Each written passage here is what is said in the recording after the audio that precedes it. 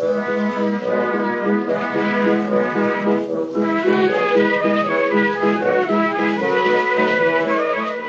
to Lawmen, a podcast about local legends and obscure curiosities from days of yore, with me, Alasdair Beckett-King. And me, James Shakeshaft. And James. Are you ready to come with me to the North Country? Yes. On the very cusp of Darlington and Durham. Wonderful. Darlington. For a chilling tale of murder and Jeremy Beadle-esque pranks. Oh, no. But yeah, I really want to hear all about it. You are ready?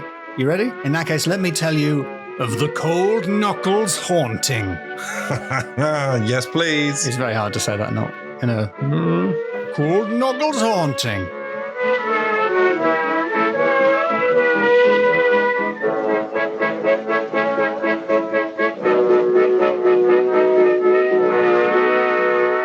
James Shakeshaft, hello. Alasdair Beckett-King, hello. Well, we started on a positive note, but we've got an apology to make, haven't we, James? We made a mistake. Oh, no. Which one? And loads. We've been making these podcasts since the mid-18th century, and we've made millions of mistakes, but we've made a big mistake. And I think the worst thing about it is that I also made the mistake. That is the worst thing about it, actually. That's what really brought it home to me, was that it was me doing it. And you, because normally the biggest mistakes happen when I'm away doing something else, and Cantrell is allowed to just run wild. Yes, and we have to, as I've said before, release full episodes afterwards, correcting the mistakes. But we have a correction to make. And the worst thing, the double worst thing about it, that again has really brought it home to me, is I can't remember what we said that was wrong. We mixed up the solstice and the equinox in a recent episode. Yes. But also, which one is which? I don't know. What did we say, and what should we have said? We should have said solstice. Solstice? What we said was equinox a couple of times. So we weren't consistent throughout. It was just randomly throughout the episode, one or other of us would get it wrong and say equinox when we meant solstice. Let's just say solstice now and then edit it back in. Can you do that? Edit it back into a previous episode. To people's memories? Yes, into people's memories, please. Solstice. If we say solstice enough, people will be like, well, those guys are always saying solstice. Solstice. Equinox. The law boys, no way. They say solstice. Can I demonstrate that I know the difference? Go for it.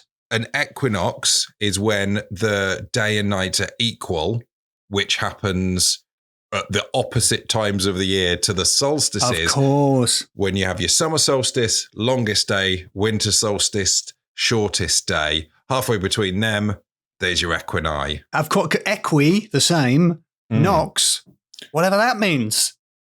Night maybe? But it makes kind of sense now. Yeah, that's how I should remember them. And solstice, sol, the sun, stis, it means the other thing. Yes. Different. Oh, yeah, different. So sorry, everyone. Thank you for pointing it out. Sorry to everyone who angrily pointed that out. I thought they managed to, on the whole, keep a lid on their simmering rage. I don't know. There was a real tone of, oh dear, oh dear, oh dear. Well, about it. Yes. Why, oh, why? That is exactly it, yeah. But thanks for pointing it out. I suppose it does well for the algorithm because it makes it look like people are engaging with us where it turns out they're actually correcting us. Thank you for boosting our content, listeners. Sign up, like, subscribe. Yeah, you get a direct line to give us a telling off. Yeah, that is actually a good reason to get into the Discord. If you've got a correction for a big mistake we've made, just get into that Discord, join the Patreon, get in the Discord, and just yell at us. Is that correction worth money? Yeah, how much do you want to correct it? That's the question you got to ask yourself. Well, anyway, what mistakes are we going to make this week? None, zero. Yes. We're going to make zero mistakes as I tell you the story of the Cauldknockle Haunting. Cauldknockles? Yeah, sometimes yes, but also knockles. Cauldknockles. Cold, Cauldknockles. Cauldknockles. Well, this story comes from the Monthly Chronicle of North Country Lore and Legend, which was a monthly chronicle of North Country Lore and Legend. Wow. Released in a sort of compendium. They did it every month. Well, we do it every week. So it was basically the lawmen of the 19th century. And it was serious intellectual gents like you and me, James. Oh, yeah. Maybe some non-gents. And they released in big compendia. There's 5 volumes of it. So I guess it ran for 5 years. I don't know. It goes on for ages. There's loads of stuff, loads of stories we've touched on before. But one we haven't is the Cauldknockle Haunting. Oh, Cauldknockles. And the stories I'm going to tell you come from volumes 4 and 5 from 1887. But before I tell you the Cauldknockle Haunting, basically we've got a structural problem with this episode, James. Why? Which is that the Cauldknockle story starts out very scary. Oh. And then transitions to quite whimsical and lighthearted. Yeah, it's sort of the wrong way around, but that's the way the story is told, so it's the way I have to relate it to you. That's the way it's got to go, yeah. So to ease us into the scariness, I'm going to deal with some of the lighter, some might say crapper ghosts that I've found in the Monthly Chronicle of North Country Lore and Legend. Here's your first ghost, James. Mm-hmm. It seems Preacher John Orton, a Methodist, was riding home to Stockton in the northeast. Stockton-on-Tees? Indeed. And it was the banks of the Tees he came near when he encountered a farmer who had no hat, which, whenever this happened, was incredibly noteworthy and bizarre, like the kind of thing you would mention. Isn't there a song about it? That's in Ilkley Moor, Bartat, yes. Just a little bit south in Yorkshire. There's a little bit south, not far. You don't have to go far from the Tees to get to North Yorkshire. Going outside without a hat was basically regarded as instant death in those days. One single sunbeam touched your scalp, poof, dead. Vampires, the lot of them. And it was later at night when this happened, but still, he thought it was very strange that the man had no hat. Still, he was a preacher, he was a Christian, and so he bade the man, "Good night," he said, but received no answer. I'm reading from the Chronicle now. Mm-hmm. It being near midnight and the place quite solitary, Orton wondered what the man could be doing at that untimely hour. He therefore turned round and followed him to see, if possible, where he went, for he suspected from his appearance that he was upon no good errand. But after retracing a few steps, he lost sight of him all of a sudden, the man disappearing, or rather vanishing, into a bush on the left-hand side of the road. Okay. Yeah? What do you think's happening here, James? Well, it started off a bit scary, like a man disappeared, but then it was like he disappeared into a bush. That's a bit silly. But then James, I don't know why I'm doing that voice. This is me talking. But James, the book says, when Orton went cautiously forward and peered into the bush, there was no living creature there or near about. Oh, okay. He disappeared into a bush. But yes. Or it was some kind of bush portal. Yes. Now, what Orton didn't know was that a farmer, Wilson, had drowned on that very spot, riding home from Stockton Market sometime, I think around the 1840s. A little worse for wear. He drowned in a puddle. You can drown. Yeah, I didn't know you could drown in a bush. It just takes 1 inch of bush. No, he drowned in the Tees. Remember, they're near the banks of the Tees. So he had drowned, not in that very spot, but very near that spot. And of course, in the process of drowning, James, I don't know how much you know about hats and headwear in general. Very floaty. They'd come off, yes. So when his body was found, shortly after he died, the hat was missing. And he was understood, yes, he was Bartat. He was understood to appear and cause terror to belated travellers. Could I just a brief explainer / just quickly for people not familiar with the area? Tees is a river. The Tees is a river, yes, yeah. The Tees is a river, yeah. It's not, because there's a lot of things. It sounds like to tease someone. It sounds like decaffeinated beverage, and sounds like something to do with golf. Yeah. And just the letter. None of that. In this case, it's a river. He drowned in a river. That's normal. Well, it's not great. Yes, in the northeast, we've got the Tyne going through Newcastle. We've got the Wear going through Durham, and then we've got the Tees going through some other places. Not important. The Wear is Wear? Yeah, and it's spelled Ware, so don't get caught. And I feel I should say the Tees goes through Darlington and Sunderland, I think. But I feel like I've already made a mistake there. Sorry, Sunderland. It's simply Darlington. Well, our main story comes from Darlington, James. So once again, you've got to get it out of your head that Darlington is a terribly sort of no cowardish place. It's not. It's not like that. Darlington. Yeah, I've grown a moustache especially, and I've popped on a smoking jacket just to say that. Oh, Darlington. Darlington. Is that the tease? Welcome to Darlington. And like the signs you have in towns that say like "Welcome to Darlington," it's like says like "Thank you for driving carefully." It's "Welcome to Darlington. Thank you for being fabulous."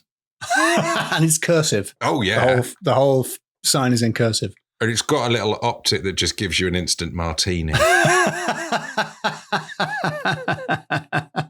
They won't let you in unless you're wearing a cravat. So Preacher Orton, a little bit shaken by his experience, got home and he told his wife how he had followed the steps the figure had taken and peered into the bush and found it empty. And his wife replied, "Why, man, it's been Ad Wilson." Why, man, it's been old Wilson. Oh. The ghost. She knew well who it was. She knew the story. You'd think a vicar would have been more involved in the births and deaths, etc. You'd think. But I guess he was a traveling preacher, maybe. I don't know what Methodists are like. Maybe they're just in, preach, out, done. Obviously not a Baptist.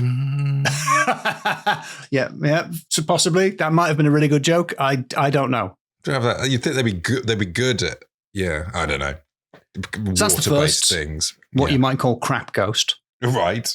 Preacher Orton's son-in-law also has a spectre of his own. He relays the story as follows. A few days after my father, same voice. Mm-hmm. Well, they're related. One night, a few days after my father died, I was sitting in the backyard getting my pipe when all on a sudden, something appeared, James. Now, was it A, a dog the size of an elephant? Whoa. B, an elephant the size of a dog? No. Or C, a size the dog of an elephant? I only really had two. I know which one I want it to be, but I think it must have been a dog the size of an elephant. Yeah, I wanted it to be an elephant the size of the dog. It was.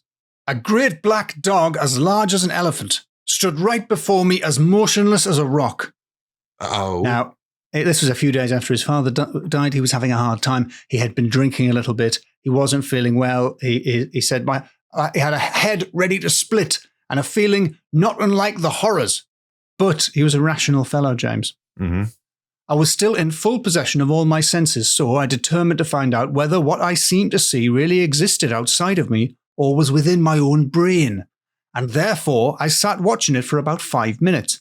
It stood motionless all the time. It's a bit of science. He did a bit of science there. Drunk guy in the garden, having a couple of tinnies, doing a bit of science. That's a YouTube channel nowadays. It stood motionless. Yeah, he'd have so many subscribers and lucrative sponsorship deals. It stood motionless all the time my eye was steadily fixed on it. But at last, in order to satisfy myself, I moved my eye sideways, first to the left and then to the right. Is he Action Man? You can't imagine how suspicious he must have looked at this moment. Have I told you that my father-in-law, I don't know whether it's just through like an hilarious older person miss here or it's his own invention. He calls it slide eye rather than side eye. Rather than side eye. Slide eye is great. He's put his own spin on it, his own slide on it. He's giving it slide eye. Slide eye, lovely. That is better. I'm afraid this turns out probably not to be a ghost because the big dog moved every time he moved his eyes. No.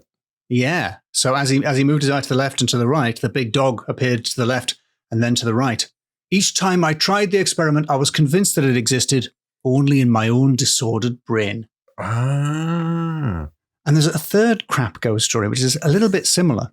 Mm-hmm. This story comes from Mr. Christie, the Duke of Buccleuch's land surveyor. Right. An authority, if ever there was one. Mm-hmm. He told the story of a Northumbrian gent who had committed a murder but got away with it.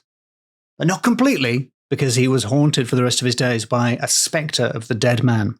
Normal size, unfortunately. Okay. Normal size. But what he would do, James, is he would come into the room, he would open the door and come into a room and sit down. And the gent lived in a mortal fear that he would, as far as I can tell, he was afraid that he would go, "Oh, hello," and reveal in doing that he was a murderer. I'm not sure how, if there had been somebody else there, they would say, "Nobody, you just said hello, but nobody came in. You must have murdered someone who is now a ghost." Yes. Yeah. The only explanation for that. Yeah. That was his fear. He was ever after haunted by the ghost of the murdered man dressed in the costume he had worn when alive. This unwelcome visitor was in the habit of coming at all hours without any formal announcement, just opening the room door and walking in. And other ghosts are more famous for knocking, but it's just quite a rude ghost. Or just simply walking through a wall. Or walking through the door. Not this guy, just opens the door, comes in. If the gentleman had returned his salute, it might have disclosed his secret. I don't agree that it would have. No, that's a lot of leaps from many witnesses. So, whenever the door opened, it was his habit to look round and put his finger to his eye in such a way as to cause himself to see double if the entrant was composed of flesh and blood. Okay. Yeah. I'm not a detective, although I did want to be one when I was a kid. But I would say that is James, should we become suspicious. detectives? Yes, Sorry, carry on. Yes, we can be detectives, Alasdair. Yes, double detective handshake. Yep. First thing, we need to make business cards. James and me are now detectives, listener. Okay. We need to make business cards. Forget the rest of the episode. We're detectives now. Please get into the Discord and ask us to solve cases. What were you saying, though? Whimsical ones, thanks. Whimsical cases only. Nothing real. You know, the fun crimes. I only want rich people who've been murdered. What I was saying was, I think that's more suspicious. If you poke yourself in the eye whenever someone walks into the room. Yeah. That's word's going to get around. If you see someone doing that, they are definitely a murderer. Yeah. Also, I'm not a murderer. I'd just like to get that on the record as well. But I have. It's suspicious how he just came out and said it, listener. Hey, I'm just saying, I'm establishing that I'm a normal, non-murdering guy. Okay, all right. I have waved at someone that was not waving at me, which makes me now feel like if someone else saw that, they might have thought I was a murderer. They might have thought you were a murderer. I don't think they would have. Okay. To be honest, I've also poked myself in the eye. This kind of makes me think that ghosts, in someone's conception at least, materialize inside your eye. And only you can see them. Or are just someone might, a cynical person might say, hallucinations of some kind. Yeah, they might say that. He would put his finger to his eye in such a way as to cause himself to see double if the entrant was composed of flesh and blood, while if it was only his disembodied friend, materialized for the nonce, the vision remained single, and he took no notice.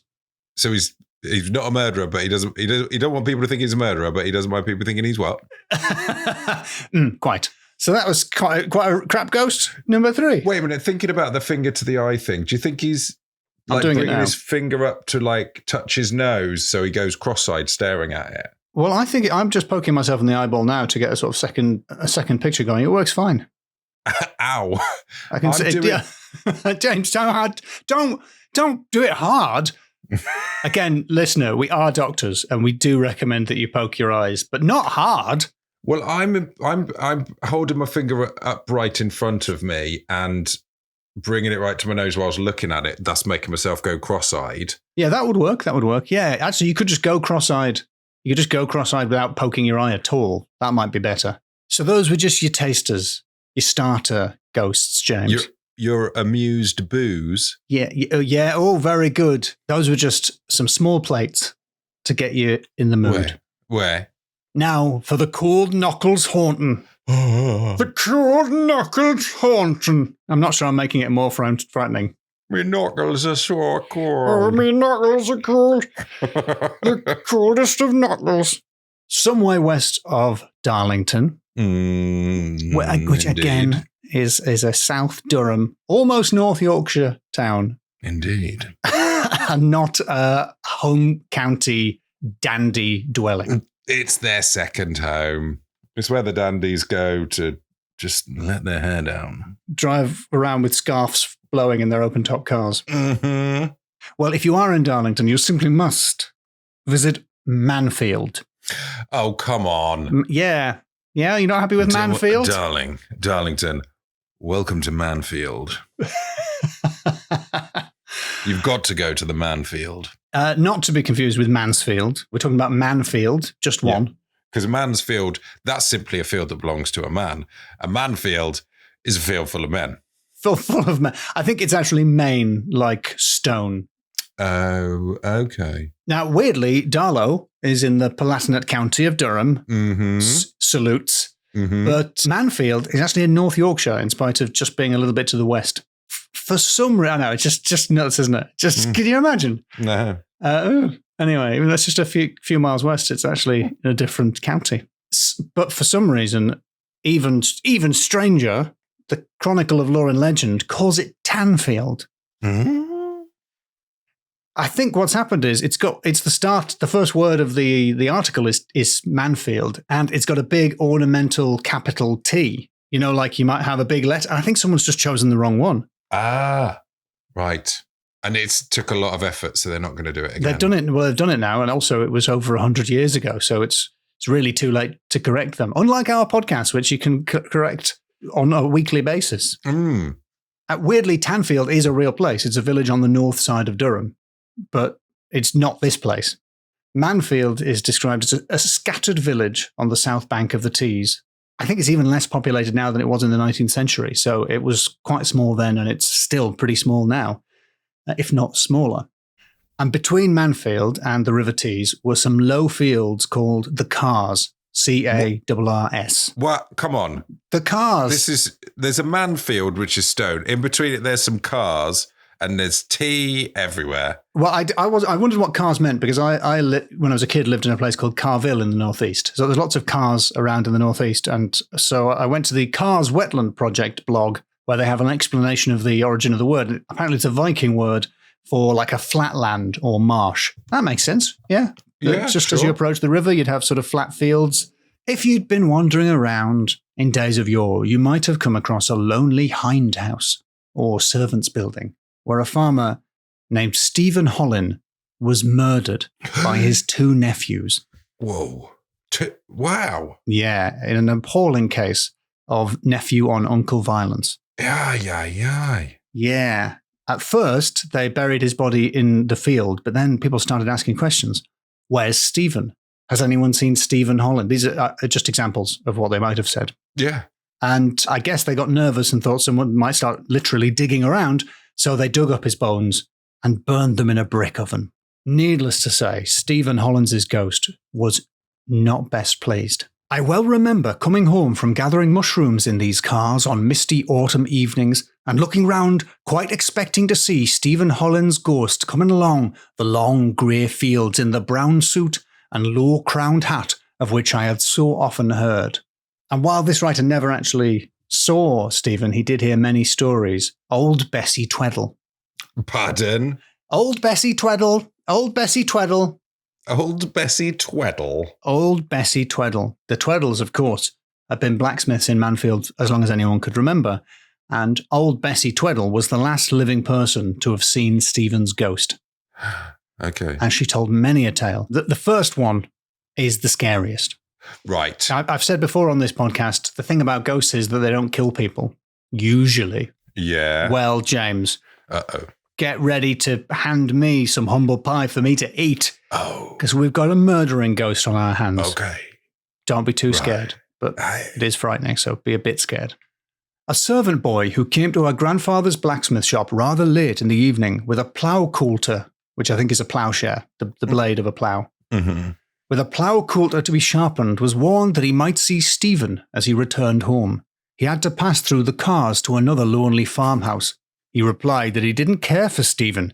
If Stephen came to him, he would throw the plough coulter at his head. Oosh, that's big talk. Yeah, very big talk. Well, let's see where it got him. Uh-oh. Next morning, his dead body was found in the fields, all scratched and torn. Ay. Of course, Stephen Hollin had killed him. And he immediately goes on to relate another equally scary tale. Mm-hmm. A relation of my father's who was coming from Grunton one winter night in the snow. From Grunton, real place. Huh? A relation of my father's saw Stephen's low-crowned hat over the hedge. Yeah. She ran for her life and lost her shoe in fright. Okay. Many people searched for the shoe, but it could never be found. Okay, right. Yeah, that is a bit less. Stephen had got it. Oh. Can you imagine that? So sometimes he murders people and sometimes he steals shoes. He took a shoe. There were, of course, many Stephen-related incidents at Cauldknockles, which was the name of his farm. Sometimes it's Cauldknockles, like I said. According to an article in the Northern Echo in 2009 by Chris Lloyd, it's Cauldknockles, C-A-W-D, new word, knuckles, Cauldknockles. Cauldknockles. I'm sure the Northern Echo has come up on this podcast before, and I'm sure I must have made this joke before. Go on. The Northern Echo is how they did the end of the Biker Grove theme tune. Just adjusting my Darlington cravat. That's very good. Well done, sir. Very well done. Because there's an echo in it. If you don't remember, listener, you got to remember that. I think all of our listeners, every one of them, knows the Biker Grove ending noise. Thank you. Thank you, the Tiny Tim of remembering Biker Grove. Mm-hmm. The article in the Northern Echo, by the way, is called "Has Anyone Seen the Ghost of Stephen Hollin, ... and lived?" Oh. Which is a classic example of Betteridge's law. Have you heard of that? Beth who?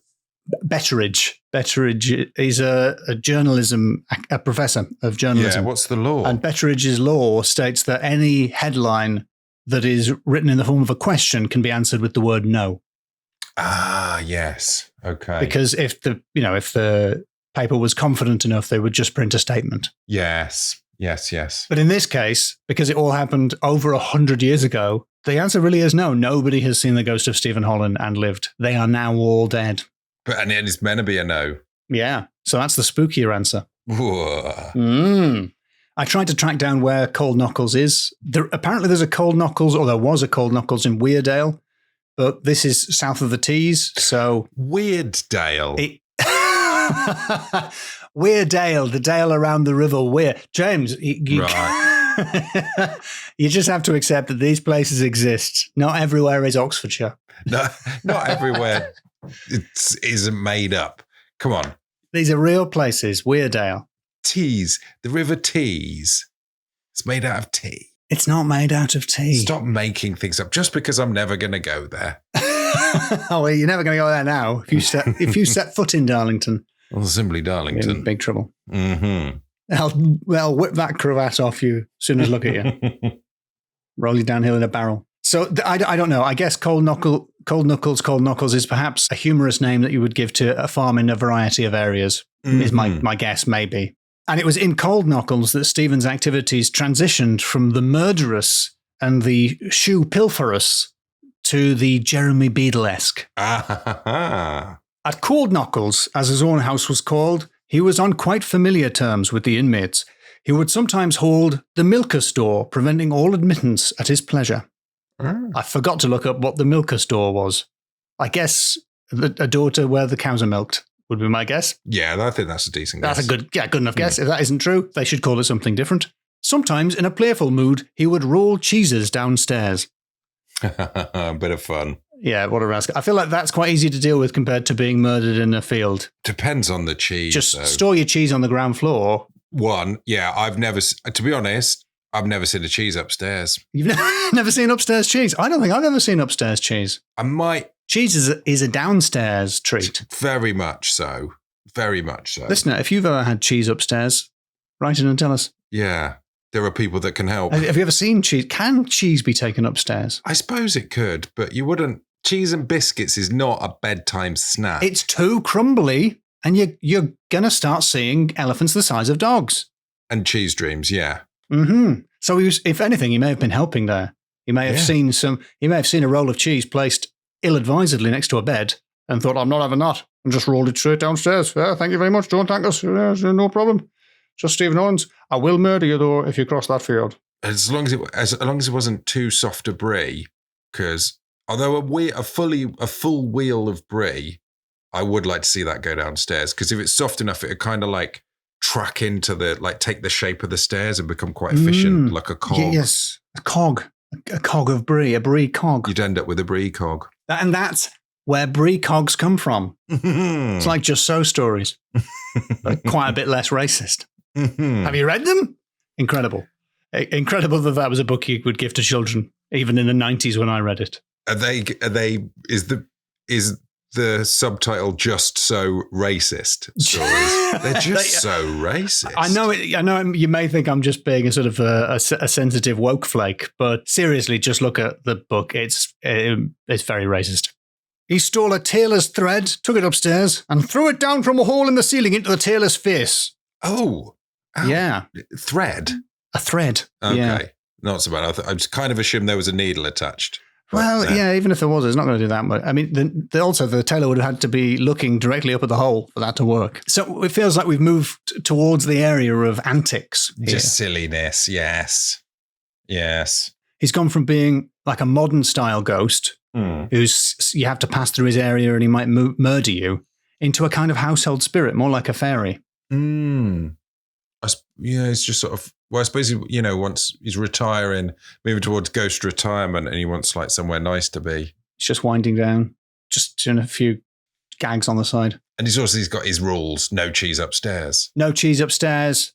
Sometimes thread upstairs, very quickly downstairs. Also, could someone fix this hole? That's what he's just trying to say. Yeah, fix the hole. He would ride the horses at night, and they'd be all in a lather in the morning. Hag-ridden. Yeah, exactly. All foaming and eyes staring. You know what horses are like. Yes. And they've been out on the lash. Occasionally the noise of threshing, of course with a flail then, would be heard, and dust and calf would be seen streaming abundantly out of the barn door. But the people there they weren't really bothered. They knew who it was. They would just say, "It's only Stephen." A servant girl was on such familiar terms with him that she used, when she had a heavy skeel full of calf meat to convey, to say in a coaxing manner, "Take hold, Stephen." And the invisible Stephen used to hold up the other side and carry exactly as a real person would do. Wow. Which is really kind of cool, but also seems like something maybe she would do as like a bit. Yes. Yeah. Oh, come on, Stephen, help me out. Oh, he's carrying it. Oh, Stephen, is there some stairs behind this low wall? Dup. But the strangest of all his pranks was a meaningless one. A cow had calved one night. I'd love it if this one brought it back to spooky. Yeah. I'm going to make it as spooky as I can. A cow had calved one night, and the calf disappeared and could nowhere be found. At last it was heard to blare in the air, and there it was, thrown across the rigging tree of the house. Whoa. No, the rigging tree is I should have told you what a rigging tree was. How can you be chilled without being able to visualize it? Yes. In that part of the country, that's the name for the sort of the beam that runs across the top of a roof. Oh, right. So the ridge, basically, rig like ridge of the very top of the house. So the calf was presumably 4 legs on one side and hind legs on the other. Yes. How did it get up there? Of course, Stephen had put it there. Of course he had. It was a very quick and powerful birth. Moo.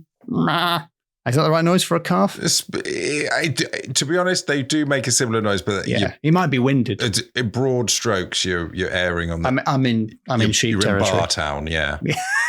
Forget it, James. And that is the last of Stephen's mischief that is recorded by the unnamed correspondent. He ends by saying, "Many more such tales could I tell. These tales were spread far and wide over the neighbouring villages and formed the subject of conversation round many a winter fire. Their real existence was devoutly believed. We durst not venture on a word of unbelief to Bessie. Had she not seen Stephen herself when a girl? Alas, he no more revisits the glimpses of the moon. He was conjured into a well by a priest." Oh, nice one, priest. Will he ever return? I'm afraid not. End. The end. Done. What? That's the end. You're supposed to do question mark? I just really wanted to draw a line under that. No, you meant to keep it open for a sequel. But no. No, he'll never return. That's the end. He was conjured into a well by a priest. What more information do you need? Yeah. So that is the story of the Cauldknockle Haunting. Well, that was haunting and also silly. Very, very silly, yeah. The real tonal shifts from Stephen. Are you ready to pass judgment on the Cauldknockle Haunting, James? Absolutely. The first category is naming. Wow. They're knockles. They're cold. Let me hear you say it. How cold were they? Knockles. I mean, very. Oh, yeah, they're called knockle. Ah, wonderful. I'm happy to accept Weird Dale, even though that's not what it's called. I like Weird Dale. Grunton. Darlington. Darlington. Old Bessie Tweddle. Oh, Bessie Tweddle. I quite like the kind of the communal gardenness of Stephen, the ghost. Yeah, Stephen, quite a low-key name there for a ghost. Not that sinister. Manfield is also perhaps not that characterful a name. The Manfield. It's like a minefield. Dunno. It's probably fine. I think it's high. I think I'm going to go 5 just because I really like Weird Al a lot. And I think it's because I used to listen to a lot of Adam and Joe. So the Stephen factor makes me chortle inside. Okay, good. So the fact that Stephen is quite a rubbish name for a ghost has actually helped. Yeah. It's so bad it's good. That bodes so well for just the rest of this podcast, really. My second category is supernatural. Way. Okay. Yes. A dog the size of an elephant that follows you around the room, follows your eyes around the room. Yeah, because the ghost is in your eyeball, I think. I think it's just inside your eyeball, yeah. Poking yourself in the eye to tell if someone's a ghost or not. Maybe those little floaters you see sometimes are ghosts. They can be very small ghosts. Tiny little ghosts. Yes, they could easily be. There's no reason why they're not. You can't prove they aren't. I can't. You can't. No one else can see them. Classic ghost. And then, of course, Stephen themselves hiding behind walls, stealing shoes. Yes. Killing a ploughboy. Killing one. What? You kill one ploughboy and everyone bangs on about it. Nobody ever mentions when you threw a piece of thread out of a hole or rolled cheese downstairs. Throwing darts in Taylor's eyes. Yeah, that's good.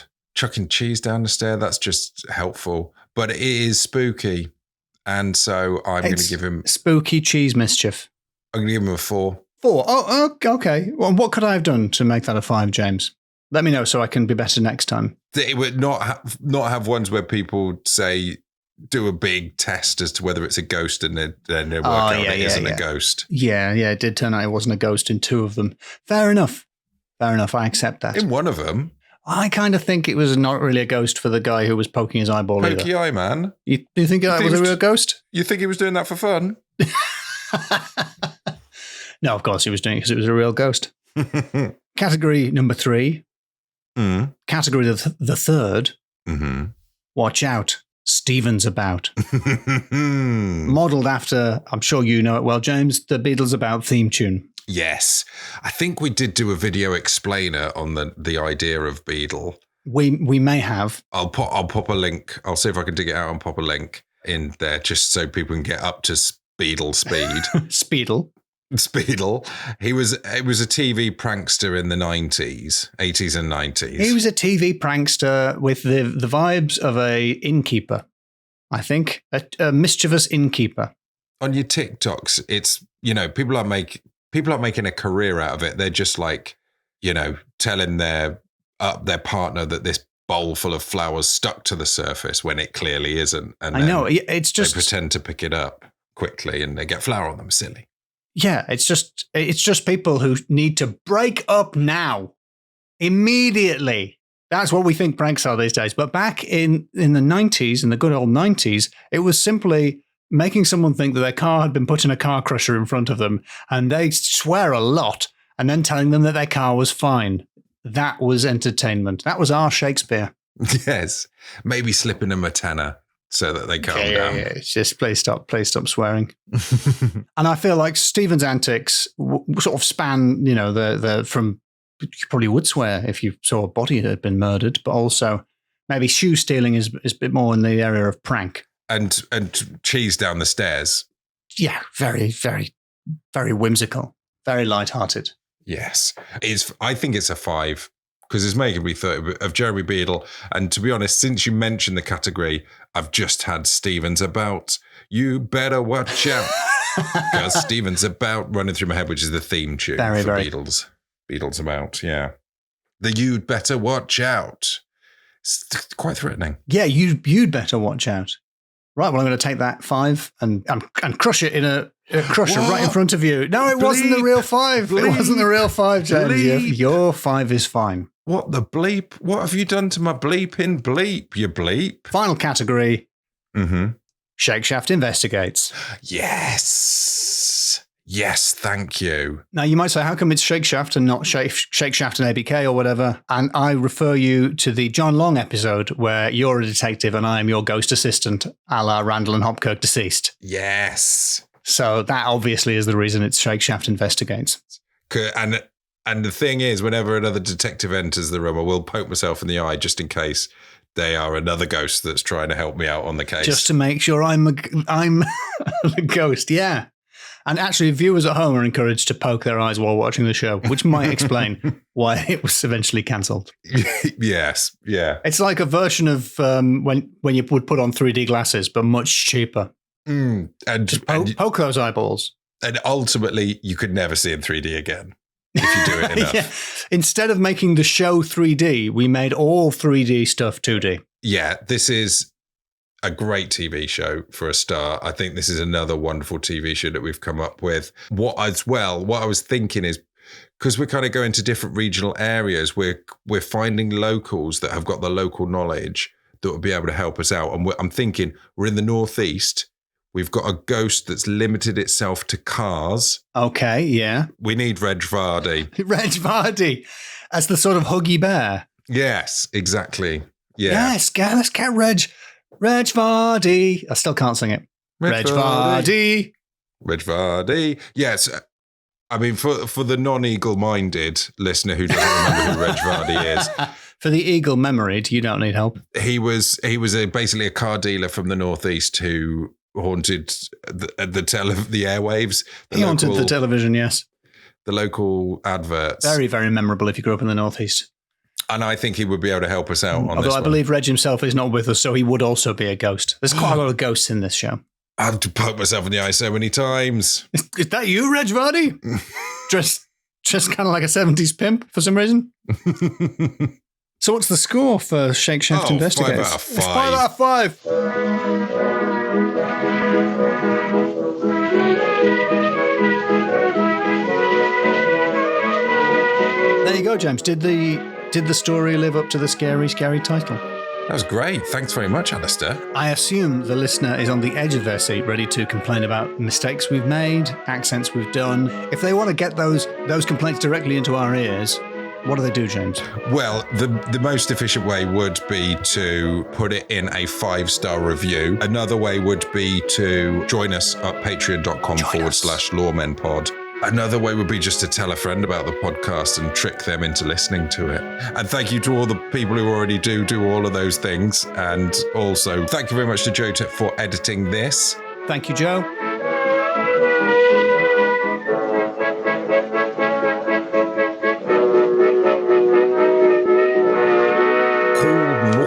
Cauldknockles. Cauldknockles. The cold. Yeah, say it with a northern accent. It makes sense.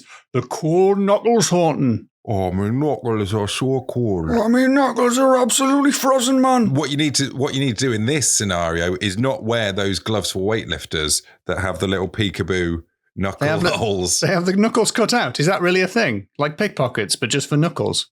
Like, I think they're also fingerless, but they also have little peekaboo knuckles. Like little peekaboo knuckles. That's very flirty. Hand chaps. Hand chaps.